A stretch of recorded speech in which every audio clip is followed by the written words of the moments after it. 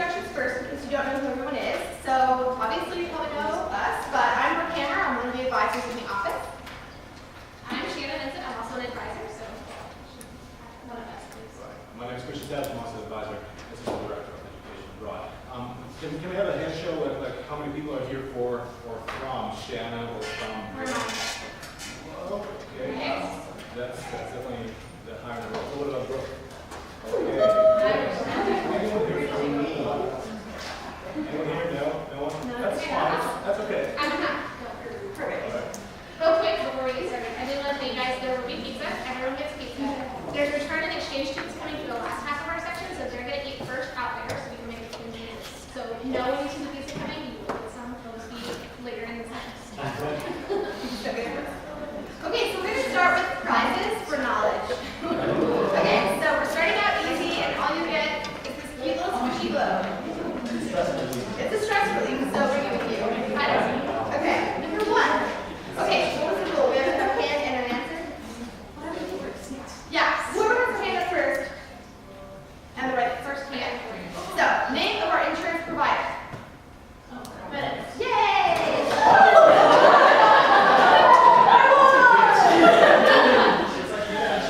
Alright, next question. What is the name of the form that you turned into us in phase 4? What is the name of the form that you turned into us in phase 4?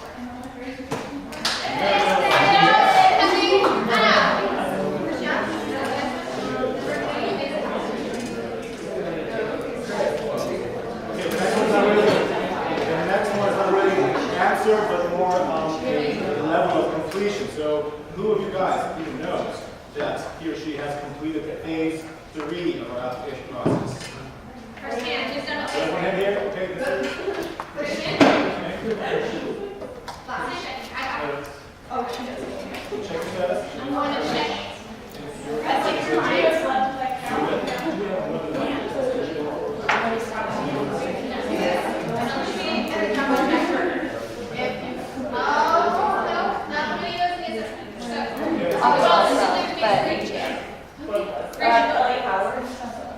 And it's K-E-L-L-I.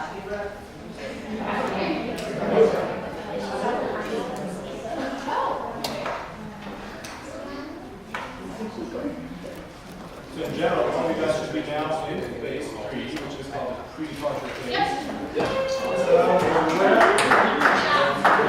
that's a reminder, everyone should be done with phase 3 now. So do that if you haven't. You're not troubled with stuff, but we'll start checking around after that.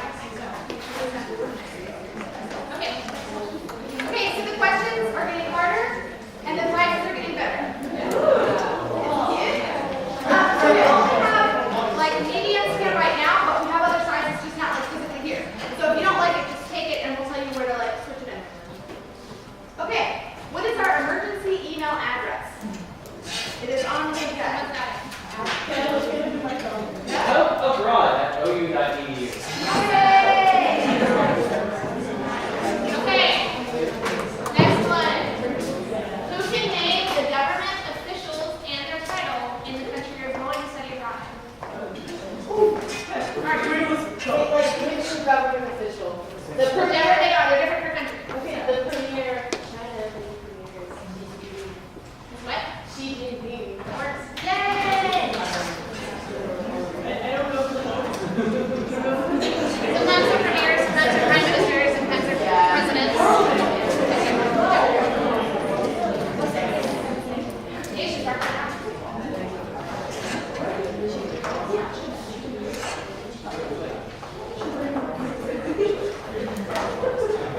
Okay, the next one's really tricky. Who can name the Independence Day and year in the United States of America? The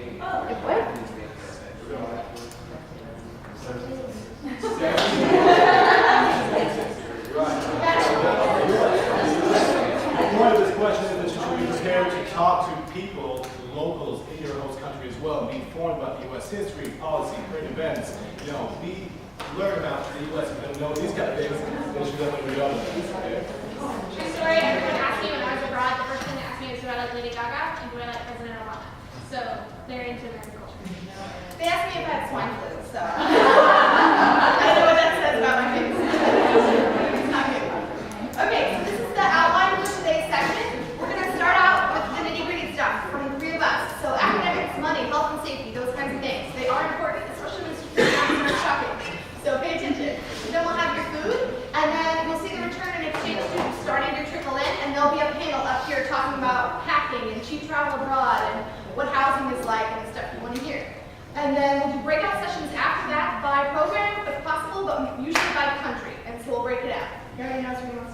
So, pizza's here. I think, Let's make sure it's the right place. It's the right place.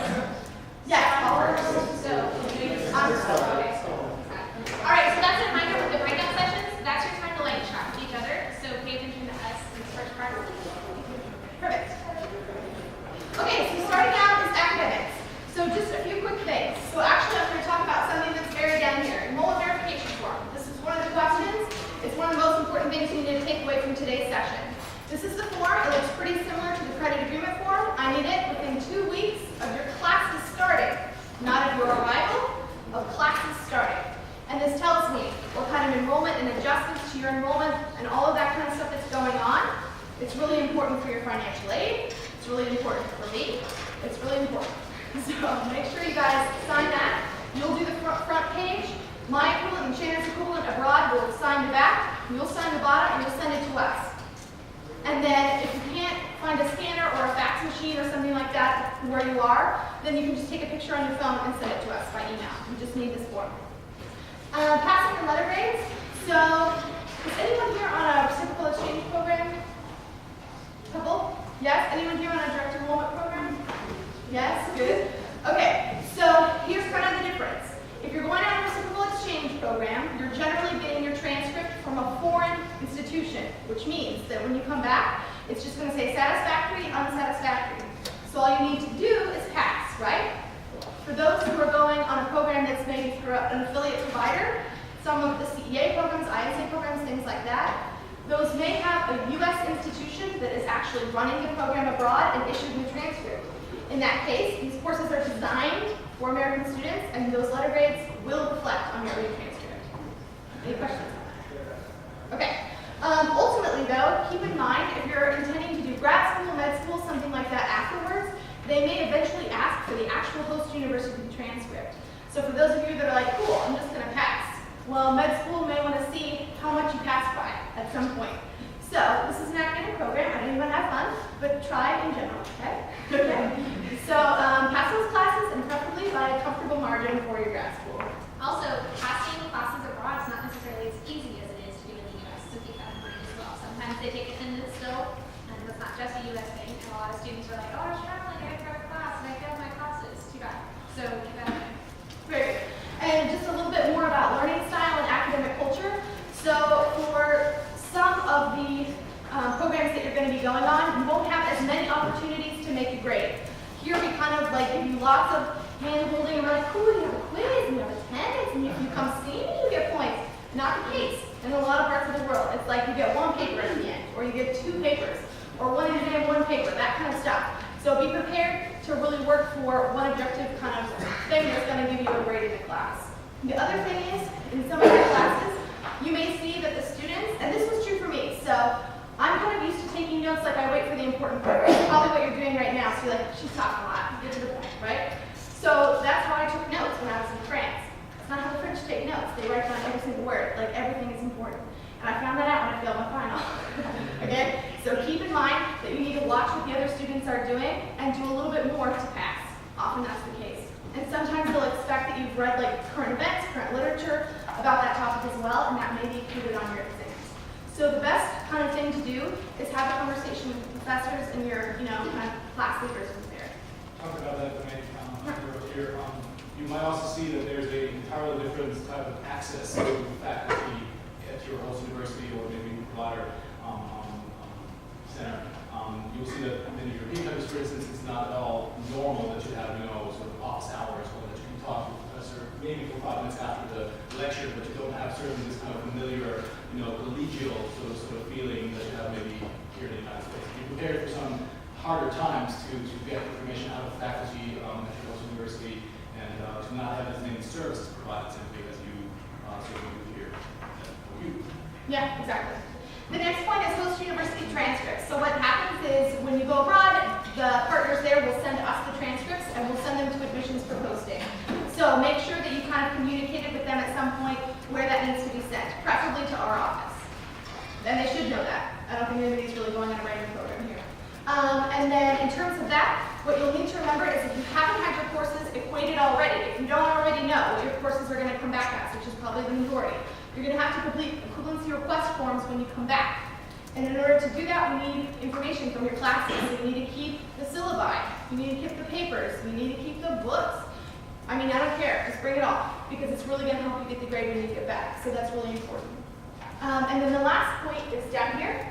So some students in the past have thought, well, I'm just going to enroll in kind of a variety of things, and I'll go to what I want, and this one sounds good, but I don't want that one to show up in my transcript. Not what's going to happen. Anything on the transcript from abroad is going to be on the transcript here at OU, and you're going to be charged for it if you're paying OU tuition and fees. Make sense? Yeah.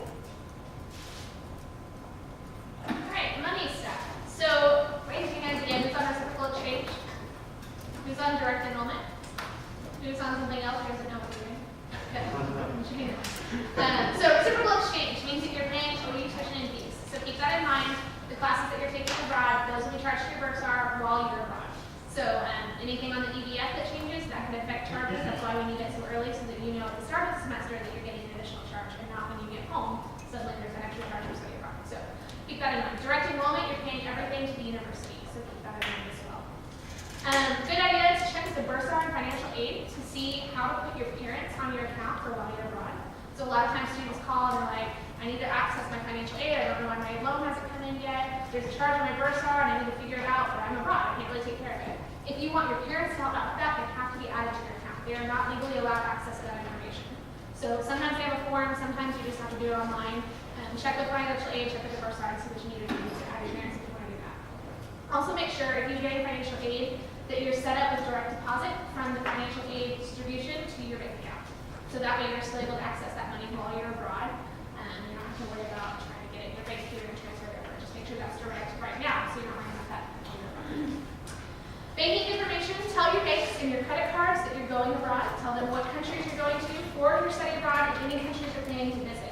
So if you're thinking you're going to go to a couple different countries this summer or next fall, that's fine. Just make sure your banks know where you're going because they will shut off your card access if they think it's been stolen. So that's for your benefit and know about that. Check your daily withdrawal limits as well. So sometimes there's a limit on how much cash you can withdraw per day from your bank. And if you exceed that, you're not going to get any more money that day. So make sure you know how much that is and when you're approaching that limit. Also monitor your fees, and this is something that can stack up on you pretty quick. There's like foreign transaction fees, fees for not using an ATM with your bank, lots of different fees that can get charged as you're withdrawing money. So it's a good idea to withdraw in bulk rather than multiple times from ATM. With that, a good way to avoid those fees is to see if your bank here has an international partner abroad. So if they have if you have a larger bank here in Oklahoma, or you have like a national bank branch, they may have partner banks abroad where you have no fees between the ATMs. So check into that, see if they're making it where you're going. Also, make sure you have some cash on hand in the local currency. So we recommend about $300 cash equivalent in the foreign currency before you even get on a plane. Your bank can give that to you, especially if it's a larger bank. If it's not a larger bank, you may have to go somewhere else to get that, to a different branch or something. So do that early. That is so that you know you have money for a taxi, you have money for a hotel, if the plane gets delayed or something like that when you step foot in the country. So make sure you have some kind of local currency. On-site payments, we'll talk about that with your return students in the breakout session, the exchange students. But it's a good idea to know, are you paying monthly for your bills? Are you paying in bulk for your housing for the whole semester? Do you owe everything up front? Is it a wire transfer? Is it a check or cash when you get there? How does that work? So find out about how to make those on-site payments. Ask us, ask your return students that are going to be in breakouts. We don't typically recommend foreign bank accounts for summer students or if you're only going for one semester. So keep that in mind too. You can still use your bank from the US. But if you want to open a bank account, you can ask your host university about that when you get there. Making a budget. So this is something we kind of talked about before. There's budget information online about how to help you plan for that, but it's something that you need to be really vigilant about. Knowing how much money you're spending on food and on utilities and on your tuition and fees and on entertainment. Those things add up, and we hear all the time from students that they run out of money on their study abroad. So make sure that doesn't happen to you. Make a budget and stick to it. A good way to keep costs down is to live like a local. So eat at home instead of eating out every week.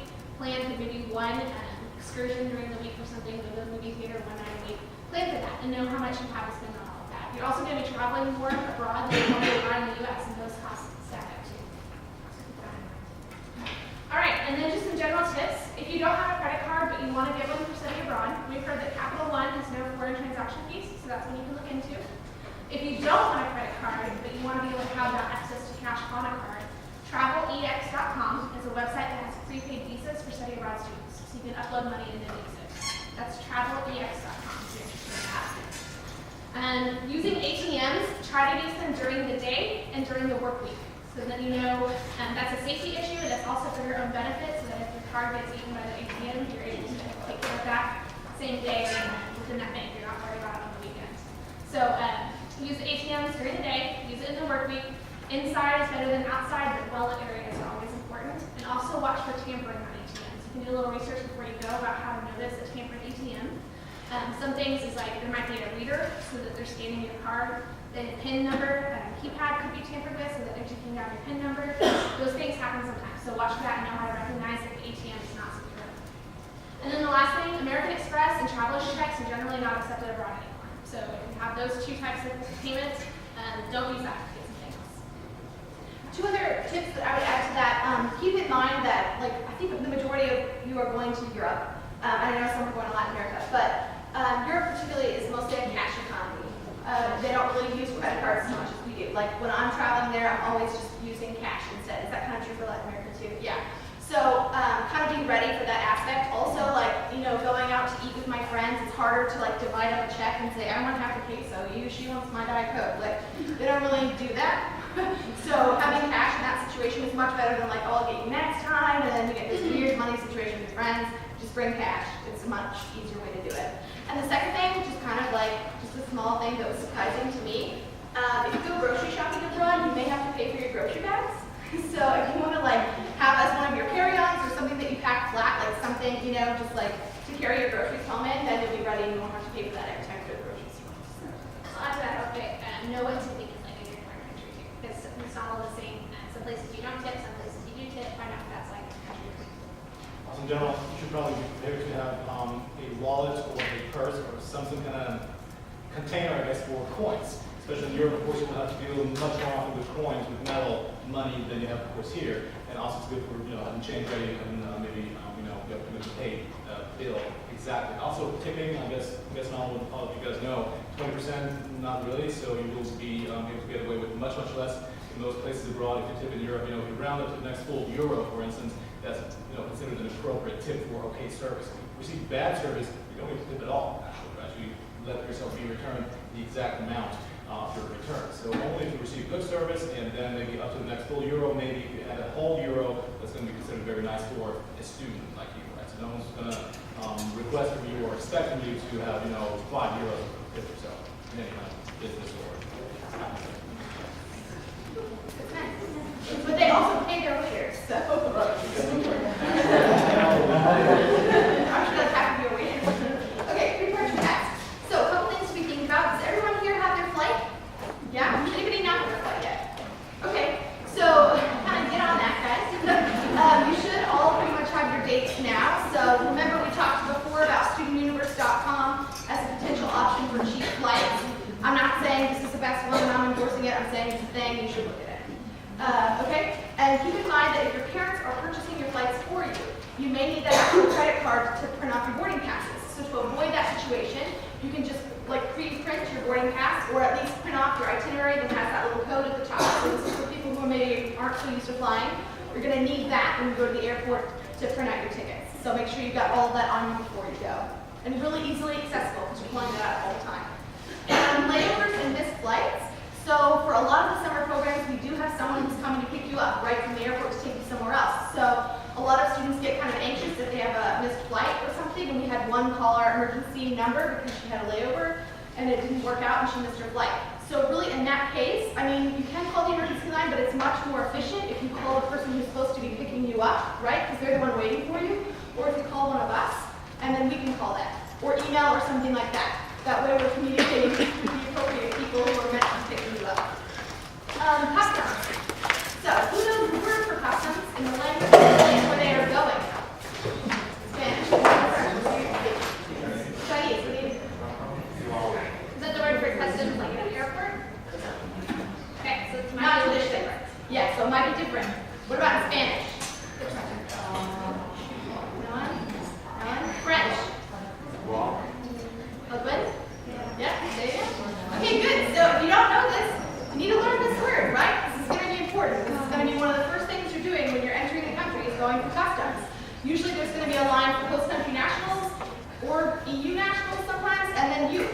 So you need to also learn the word for like foreigner or like not from here situation. You're following that line, right? So learn that word. It's going to be pretty important.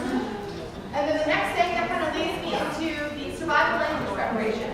So this is another attempt by us to make sure that you guys are being good ambassadors of OU and America while you're abroad. So if you're planning to do some travel, so if you're going to France, if you want to be in Italy or Spain, something like that, learn some basic phrases in those languages before you get there. I don't want you showing up and like pointing at water and saying want. Like, very inappropriate, right? We don't like it, we don't want you doing it. So learn that, it's really easy to learn. When I go to Spain, I learned how to say like, could we speak English please? In the most like polite form possible. So, podríamos hablar en inglés, por favor. Nailed it, right? Okay, so that sounds terrible, right? But they know what I want. And it's a polite, I'm starting with where they're comfortable, right? Instead of making them come to where I'm comfortable, which is in English. And they may switch, you know, they may be like, oh God, yeah, let's just speak English. I know better than you know French or something. And that's okay, but you want to start in the position of being friendly. So learn those phrases, learn how to ask for something to go, learn how to ask for where something is. If you repeat that, all of that stuff is going to be important. And a lot of airports actually have some language prep on their websites. So it's an interesting place to look at that. Yeah. Not only that will really, be, helping you represent it, say the United States or you better, but also will just ease in your way in many ways. If you're friendly, if you're trying to kind of make an effort towards the local culture, you will be greeted with much more, friendliness and openness, and people will be, likely to help you.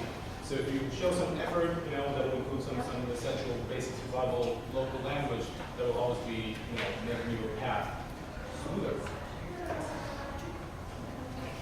All right, so some possible immigration requirements. By now you should know if you need a visa or not. If you don't know that, talk to us. It should be in your guides. So sometimes you may need a visa and you may need a residence permit. Or you might also need to register with local authorities. So keep in mind that sometimes those go together. You can stack those on top of each other. Your host university should inform you about residence permits and registering with local authorities. So make sure you go to those orientations and hear what they have to say about that. International travel. If you're planning to go to other countries again, so you need to know what the entry requirements are for U.S. citizens. So you can research that on travel.state.gov. That's a great website to go to for everything. They have information about I lost my passport. They have the Smart Traveler Woman program, which we'll talk about later. They also have the entry requirements for U.S. citizens in every country, so know what that is. And then work is the last thing. So most of you should not be working probably. It's not generally recommended. If it is part of your program, that's the only way that it's different. So it has to be part of your visa. It should be part of your program that you've been told this includes a working element, or you're allowed to work up to 20 hours a week or something as part of your visa. So if you don't know if you can work or not, probably plan on not working. But always ask us. Anything else I want to add to that? Nope, right. Okay, great. So then just a few things on the insurance coverage. So the first thing, I just kind of want to show you what it looks like. So when you're on your pages, it looks like this, right? So if you click on your program, oh, whoops, I was already there. Okay, good. So if you scroll down, and like Krishan says, you don't want these boxes open for you, you want them full. But you click MedX Insurance Links and Documents, and then this is all the information about the insurance. So if you want to go log into the MedX page, you click this first link here.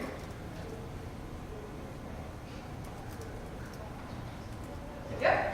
And then it looks like this. So there's a lot of great information on here in general, but the most useful parts are going to be within the MedX 360. So if you click this link over here on the left, then you can get medical phrase translations, international drug equivalencies. So I want to say Tylenol in Swedish, something like that, which may come up. So all of that stuff is here and helpful for you. And then if you want to like specifically focus on your region or find a clinic or something where you can go, you'll go over here. And so, let's see, which is Latin America, Argentina. Okay, good. So they've got just like a summary of what healthcare is like and the general like health and safety situation is in the country.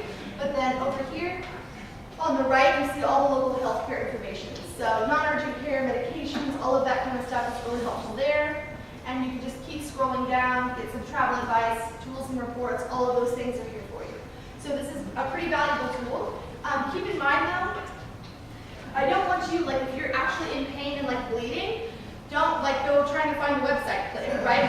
Call the number on the back of your insurance card. Those are being ordered right now, and they'll tell you where the nearest kind of local hospital is or clinic or something if you don't already know. Or call the OU emergency number, which is on the handout that we just gave you. But if you have sniffles or a cold, or you just need to go in for a checkup, something like that, this is a really good resource for those kinds of things. Talking to you about this in the International English Prep, it's really important to know what the difference is between hospital and emergency room in your language. Sometimes those are not the same word. So know what the word is for emergency room or urgent care, in addition to the word for hospital and doctor.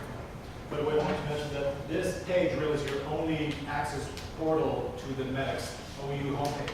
Right? So you can't just Google Medics and try to log into your 4x4 or something. You have to log in as Education Abroad, and you have to go to this process on the learning content link, and then click on this red link up there to get to all this information in the Medics member homepage. And then if anyone ever asks you for a description of your coverage, of your insurance coverage while you're abroad, that's here. You can always print that out. And then if something does go wrong and you end up using health services abroad, these are the claim instructions down here and the claim form. So this is the stuff that we'll need to fill out to get the money back basically from Medics, because usually you'll have to pay up front and be reimbursed. So if something's going on, it happens all the time. I had girls going to Middlesex last summer that were getting colds all the time because they didn't dress appropriately for rain. So that's fine, it happens. Just make sure you're communicating with us so that we can help you with this paperwork, because we know it might be the first time you're kind of handling insurance stuff on your own. If you have the time, if you have a scheduled doctor's appointment, you have just a little cold or sneeze or something, then do take the claim form with you, because ultimately the claim form at the bottom has a roster that would either list all the services that have been provided to you, all the medication has been provided to you, and that is what Medics needs to reimburse you. So ultimately you need to have that form signed off by your healthcare provider, wherever that is. That's something that's more urgent, because after the fact, if you have the time to plan your doctor's visit, you take the form with you, have it signed off, have every item listed on there, and you'll be good to go much quicker. All right, so the benefits that you get with Medics, there's that description of coverage that lists everything, but I want to cover a couple real quick. So emergency assistance, that's the number that's on your card. And medical and security evacuation. So if you need to get out of the country because you have a debilitating illness or something like that. If you need to get out of the country because there's a natural disaster. If you're in Asia and North Korea decides to actually do something, then we would pull you out and send you to a nearby country that's safe. So for those of you that are in Asia, that's so serious. I'm joking, but I'm serious beyond the guard with that. So watch my answer. Emergency reunion benefit. They sometimes pay for you to come. You could come home or someone could come to you, depending on the severity of the illness, and it's only within your immediate family. Repatriation of remains, so that's kind of the scary one. If you die while abroad, your remains can come home and be buried in the U.S. So never happened in my experience, but it's there if you need it. Country negotiations will show you how to medicine converter and list of local hospitals. So remember that all of that is part of your insurance package. You get the health benefits, you get the travel benefits, all of that's included. And then the last thing on this side of the Smart Travel Enrollment Program that I mentioned earlier on travel.state.gov. This is something that I want everybody to do. This registers you with the local embassy or consulate in your country. So that they know there's an American here, they'll tell you to maybe avoid demonstrations in a certain plaza. Or if there is a natural disaster, they're trying to account for you as well as we are. So there's lots of people that are making sure that you're okay. If you have an app, so if you have a smartphone, you can do the Smart Travel Enrollment app. In addition to registering on the website, but I would encourage all of you to do that. All right, here comes the fun part, and I'm in charge of that, unfortunately.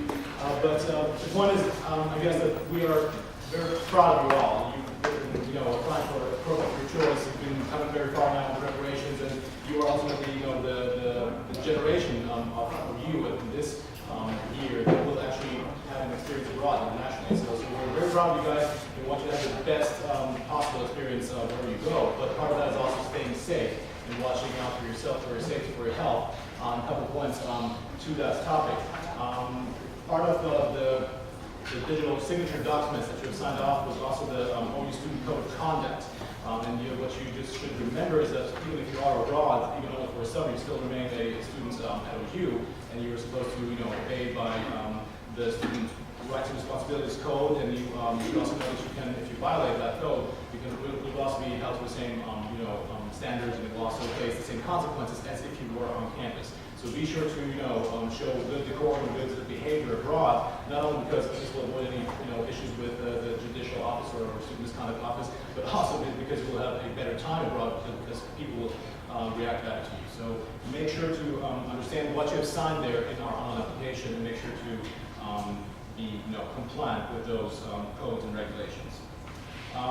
Part of those, say, bad behaviors that would be included in also being punishable would be abusive conduct of any sort, just being rude and disrespectful to other people, whether that's for you, fellow Sooners, or other students abroad. Academic dishonesty, so if you do cheat on exams and tests abroad, that would have the same consequences as if you were doing that here on campus. So be sure to stay honest and stay fair.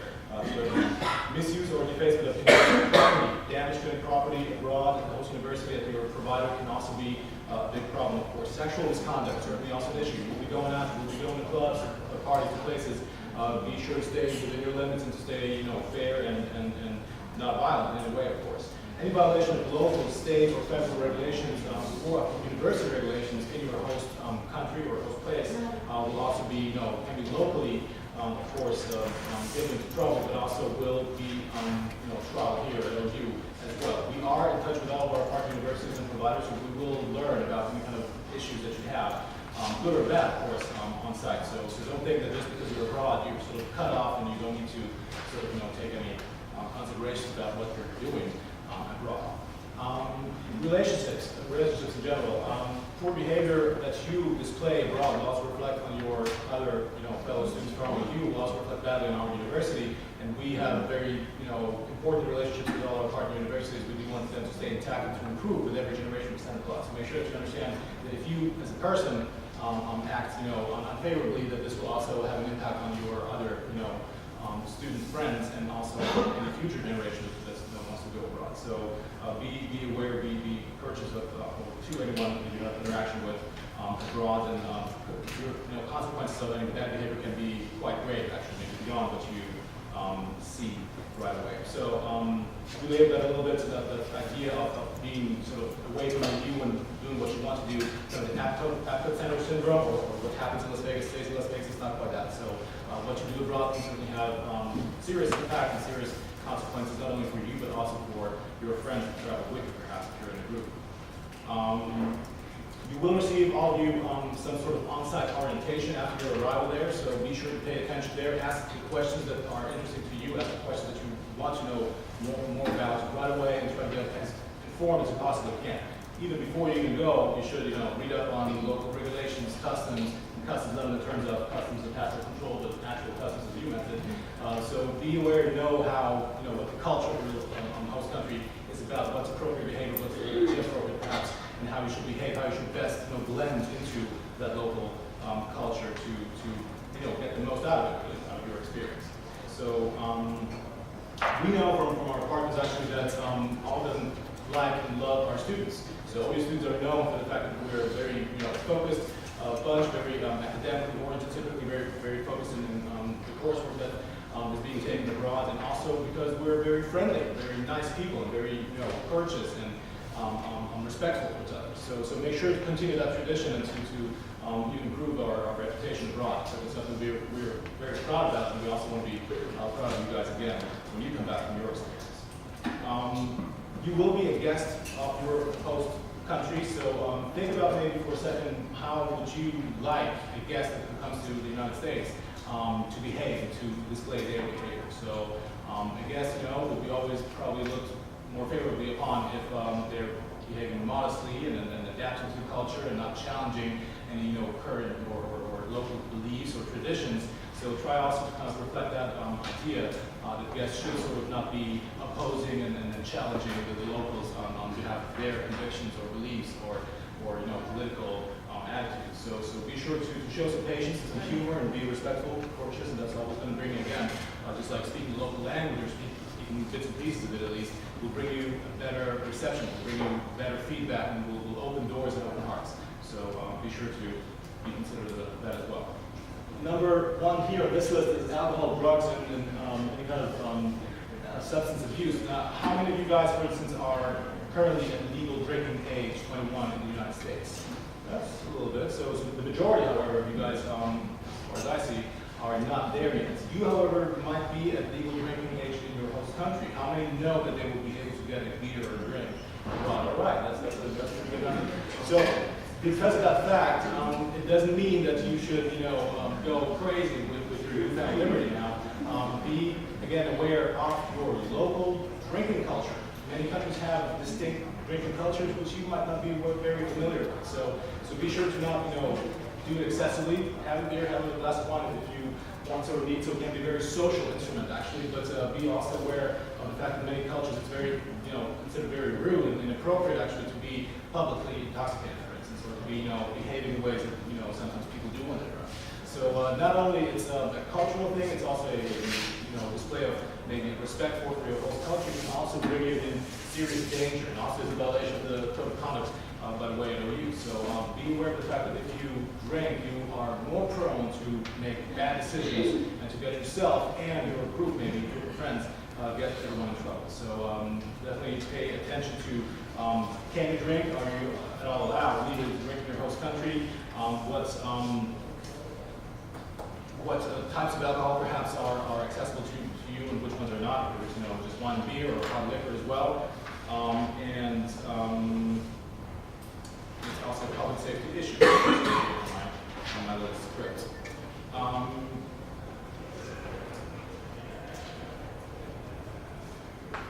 Let's see.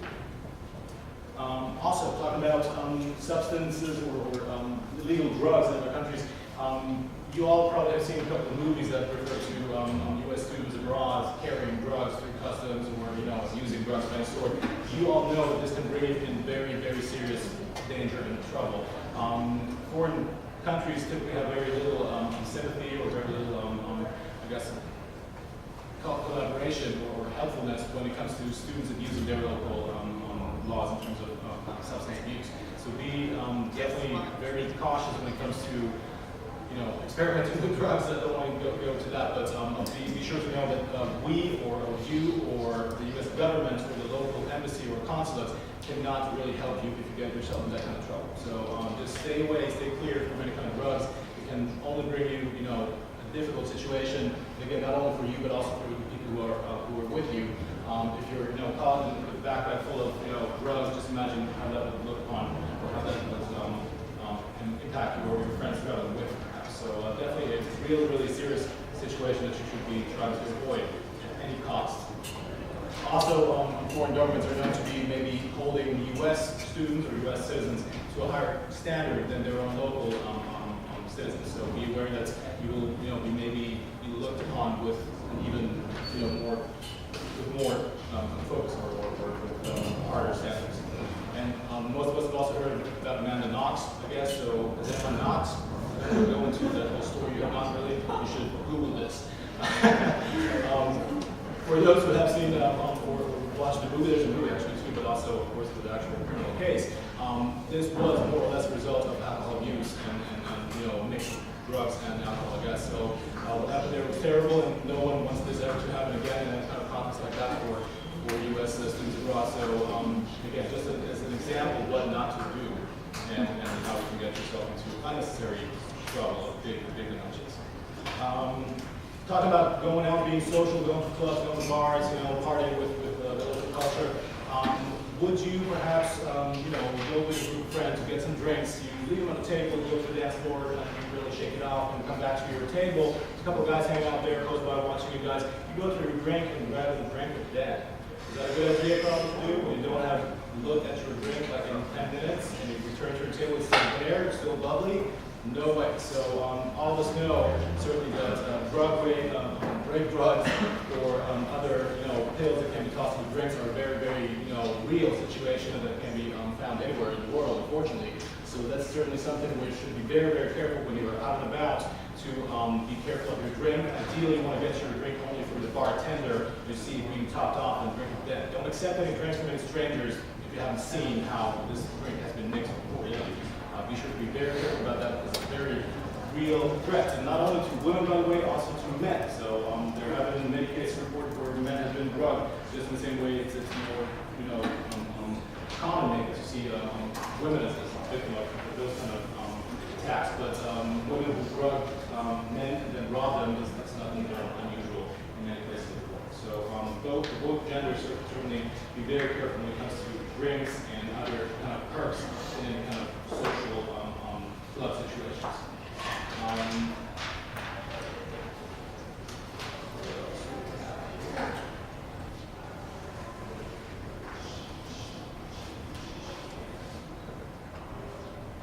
In general, when it comes to social situations, going out, going to places in your host location, host city, try to make use of the buddy system, of the buddy plan to sort of watch out for each other, to never go out alone, to never expose yourself to the risk or threat of being, alone in a dark place with a bunch of strangers. You never know what, people who we've just met are having on their minds. So try to always go out together, to be, stick together, helping each other out. The rule there is you go out together and you come back together. Okay, so no one is being left behind. You don't go out with a friend and, see her walking out there with someone else, and then you go back home without knowing where she is or when she will be coming back. Same goes for boys as well. So be, not that you just, for any particular reason, any other boy in the room. Buddy system is really important. Watch out for each other. That's the best way to stay safe. You're always safer in a group or in a pair than when you are alone. Any kind of high-risk activity, like going out late at night, going to places, parts of the town that you don't know that look a little sketchy or so. Try to avoid those kind of situations. Try to avoid big, big conventions of people, big mass gatherings are always also a potential threat for anyone who's not familiar with that situation, perhaps. Be in short words, city savvy. Are we cutting over to something to a different portion now? The city savviness? Okay. So, Yes. So with city savviness, we just want to make sure that you have street smarts, that you're aware of what's going on in your surroundings. Has anyone lived in a large metropolitan city before? All right, so a lot of you. So what are some tips that you guys have for being aware in a big city? Maybe if you're from the smaller area in Oklahoma, you've only lived in Norman your whole life. What are some tips for being in a larger city? Just be aware whenever you're like walking in parking lots and stuff, especially like at night and when you're by yourself, and like see the people that are around you. I feel like don't be paranoid, but don't be naive at the same time. Like, don't look like you know where you're going. Pay attention to what you're doing. Don't make yourself a target, but don't act like you're freaked out. That's very key. So something that study abroad students and international travelers in general know is that you need to look like you know where you're going. So you may be in a city for the very first time and have no clue where you're going, but kind of walk with purpose and look like you're going somewhere. You know exactly what your next stop is. Don't stand there like on a map, kind of where is this the right street? That's bad. That makes yourself a target. Imagine as an example, you're slightly tipsy, walking out of the bar. It's kind of 2 a.m. You have your big fat camera hanging on one side of your body, and your golden purse on the other. High heels, walking around, wearing purpose, not knowing where to go. Easy victim. So this is something you don't want to do. You want to walk with purpose, even if you don't know where you're going. You want to look like you have a plan. You know where you are in the city. You want to not be caught in the first place alone, in a dark place, without anyone else. Hopefully you're with friends. Intoxicated. And if you are lost and you can't get a map out, that's fine. Like duck into a store or something. Get into a well-lit area. Depending on what area you're in, I wouldn't take out your wallet cash. Like if you're going to other places, like you say you're using a lot of money, but take out your $10, $20, okay, how many? So we're flashing the wads of cash. We've got some bling on. We've got, and here's like all of my bills. Let me just give you some. It's all stored right here in the same place, and I'm just gonna leave it out. No, not a good idea. So maybe keeping cash in different places on your body, in different parts of your luggage. Same with passport photocopies. Not pulling out all of your cash at some time. Like, a little bit. I'm going to go spend 10 euros in this place, and here's my 10 euros. And that's good tip. Always keep your purse where your camera and stuff like that. Always have it. Has to be a bag because if there's something if it were behind you, girls at least, you have to they have to struggle with the zipper so you know someone's trying to steal your stuff. Exactly. So for ladies, if you're gonna carry a purse, get one that goes over your shoulder that you can carry around in front of you. None of this over your, you got one handbag or a clutch or anything like that. Something that goes over your shoulder that you can look around in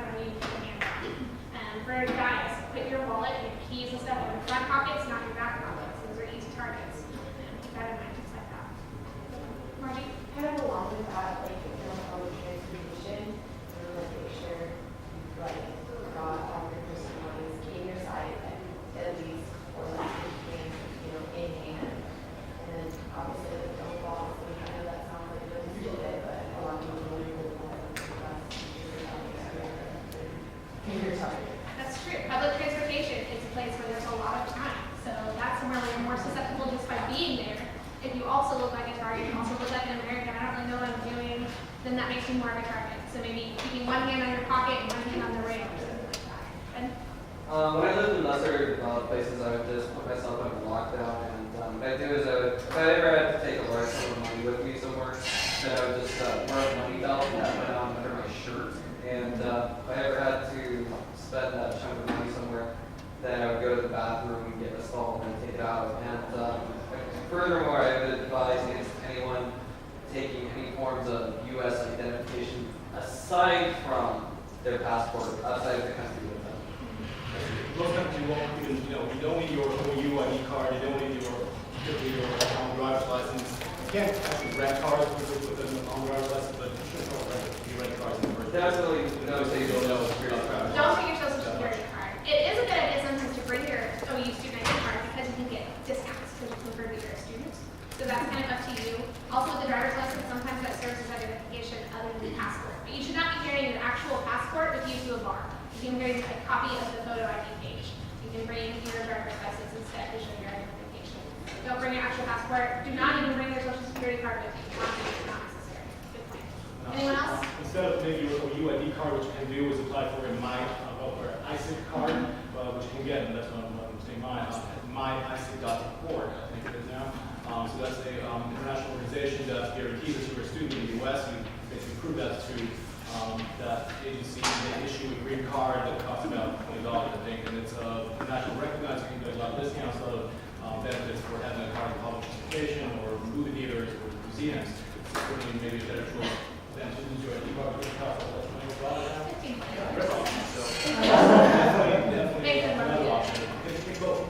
And improve our age and everything, so for you, Yeah. the identification cards and stuff, that would work. Potentially, yeah. So look into that. All right. What are, we have a couple of, since have people already here, what are a couple of usual or well-known scam tricks like street crime, pickpocketing things? Yes, sir. Hey, can you help us learn English? We have this nice little cheap tea shop. When you go in there, you just have a few cups of tea, something that's nothing more than herbs like mixed with water, and then it's time to pay up and leave. It seems that the total has come out to about $1,000 US. It's a big drawing guy at the front door. That's terrible. Okay, so- How about you? No, but I've heard of this story lots of times. Friends. In China. So it's a good idea probably not to just follow people like, hey, come with me. Okay, that's cool. No, not really a good idea. Don't assume everyone has only the best intentions always with you. That's kind of not being naive, being friendly, being open for communication, for interaction, but also being a little bit, cautious and looking at people and being critical about some attitudes. Yes, ma'am.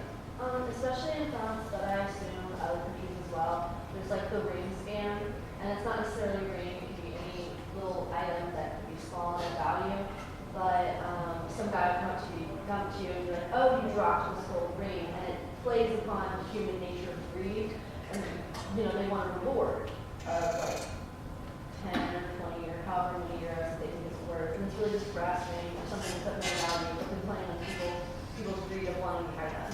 So sometimes it can be hard to think about away. That's another place I've heard about that one, just dropping something in front of you, but claiming it's yours. Yeah. It's the perfect scam. Nobody wants, not the country, but the animal.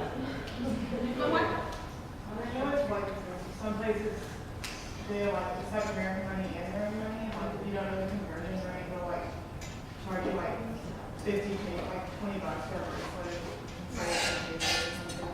That's actually, yeah. That's a good point with like taxis.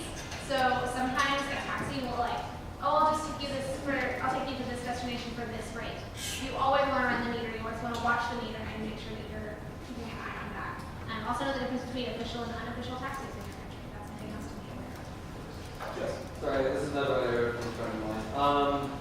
Oh, look, I get this nice iPhone 5, and it only costs 1/5 of the price of your home country. And it just turns out it looks like an iPhone, and it just happens to be the same weight as a real iPhone, but it isn't a real iPhone.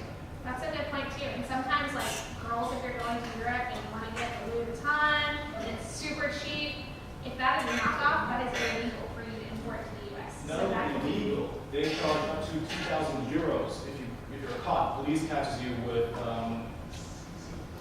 knockoff Yeah. products. So, designer brands that you see on like rugs in the street or so, they're first not going to be real, for the most part. And second of all, if you get caught, especially in Italy, I think, but also in other countries, it's been more and more, worse and worse now in terms of how much they can charge you for like, fees. Well, I guess for donations, anyway.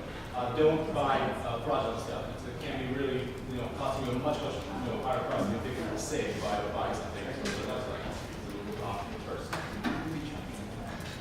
Spilling things on you. People walking up to you asking you for directions. Typically, also, scam artists work in pairs or in groups. So if you're, questioned by two people who both want to do something on you, just walk away. You just need to be, very deciding in that moment. And then if your gut tells you something's wrong with that situation, you take immediate steps. Just walking away, looking away, don't make eye contact with people who are asking you for, directions, and you're obviously not a local, if that's the situation, for instance. Often also, you have groups of solicitors asking for money or so. If you start with that, if you start giving money, trying to help people or so, you can get yourself actually into a lot of trouble. Often you have groups of children surrounding you and then, kind of pulling and tugging on you and then wanting something, or trying to sell you a rose or trying to sell you something. It can be very, iffy if you get into that, if you try to, take out some money and give them something to not lose everything. So be just very aware of those sort of, tricks that happen typically in crowded places, typically in tourist places, wherever tourists are around. Those kind of, thieves and then tricksters will have a good market. So just be doubly aware, critical vision, and be very critical and very, I guess, careful with how you interact with people who, approach it in some way. Nothing there? Okay. We talked about sketchy cabs. Don't enter a cab, for instance, if there's a person already in there. Take a cab for yourself if possible. If your friends, of course, can share, but don't try to share cabs. Or if you go into some kind of public transportation situation and your gut tells you this is really iffy, really doesn't feel right, just walk away, take a later transportation. Stay safe. Yes? Sorry, speaking of cabs, we're going to say scram in the language of the country that you're going to, because I've heard of a guy who basically got scammed by, he went to Shanghai, he couldn't speak Chinese, and he had a taxi driver's card and said, okay, take me to this hotel. Immediately after he gets into the car, the Chinese guy gets in, he doesn't speak any Chinese to that guy, and the Chinese guy's just like, we're going to my place, you're okay, just come with me. And then they arrive at a very, very sketchy place, and this guy's credit card gets run for about $1,600 US, much in the same fashion I mentioned before, with the tea house trip. That's pretty bad. And of course, in this case, you probably can be lucky that you're unharmed and that you're physically intact. If it's only your credit card, that's still very bad, but it can't even get much worse if you're being basically abducted to the place that you don't want to get to. So, no strangers in the cab, just you and the cab driver, and try to know some phrases. Try to know the map of the place you're in. Try to know the configuration and the topography of your host city. And look at maps before you try to have some orientation in that place, so you know approximately what the distances are, what's the orientation, what the directions are to your home place, perhaps.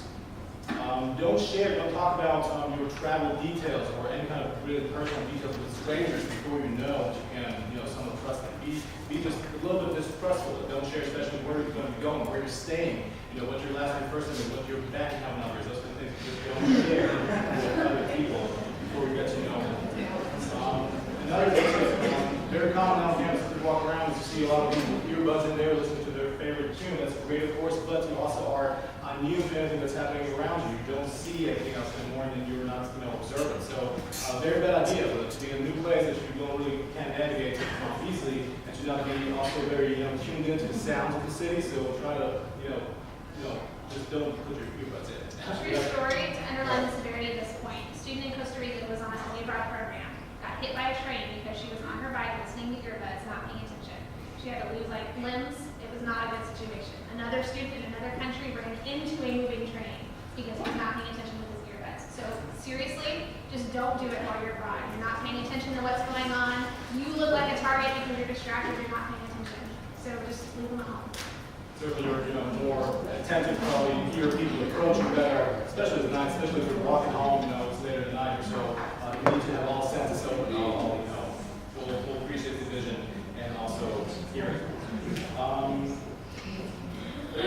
Small amounts of cash in different places. Have something in your purse, in your backpack, in your wallet, but have also something at home if you need, in an emergency case. You need some access to, fast cash. You need to pay something.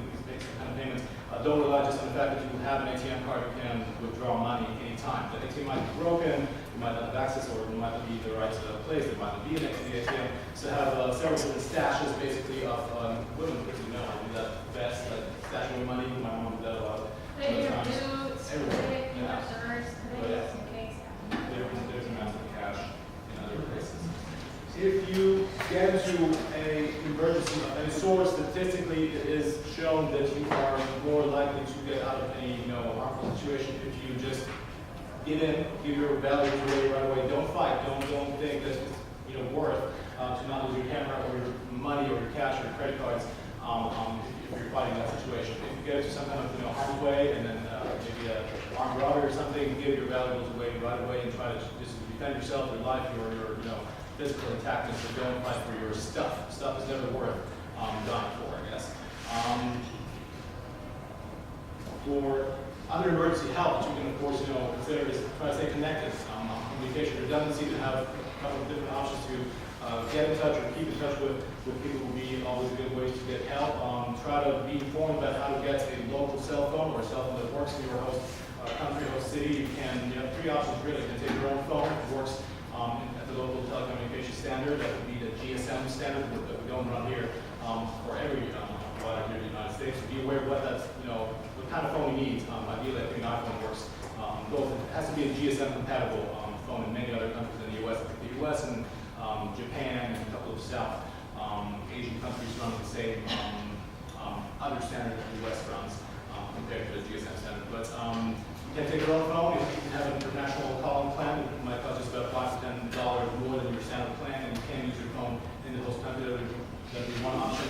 You can also rent a phone that's functioning in your host country. You can go to places like sellhire.com, AT&T, and also Verizon use that provider for their customers who order phones for Italy or for the UK.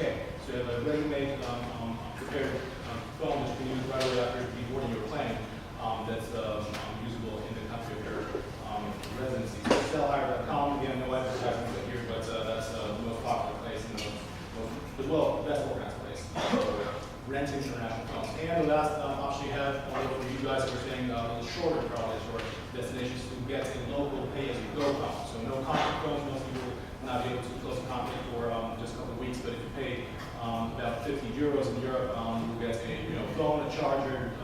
You usually get about 20 or 30 euros worth of credit within those 50 euros total price. And you'll be able to have a new number that you can communicate back home, which are available to your parents, your friends, and also other local students maybe that you're traveling with. So three different options for phones, and phones certainly always keep in charge, even with you. If you have one, keep your phone with you if you go out.